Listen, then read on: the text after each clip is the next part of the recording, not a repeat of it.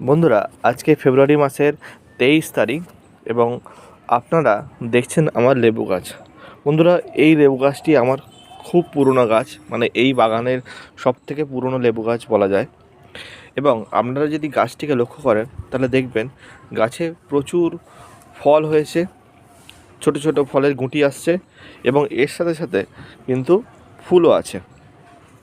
তাই লেবু গাছের এই ফল ও ফুল এই সময়তেই কিন্তু আসবে। আর আপনারা যদি দেখেন গাছের অগ্রভাগে প্রচুর পরিমাণে ছোট ছোট পাতা আসছে। তাই এই সিজনে আপনার লেবু গাছকে কিন্তু খুব ভালো করে যত্ন করতে হবে। যত্ন মানে টাইম টু টাইম সার দিতে হবে, ফাঙ্গিসাইড স্প্রে করতে হবে এবং যদি কোনো পোকা লাগে সেই পোকার জন্য আপনাদের ওষুধ দিতে হবে। এবং ফলগুলো যাতে সুন্দরভাবে বেড়ে ওঠে তার জন্য আপনাদের পটাশিয়াম স্প্রে করতে হবে।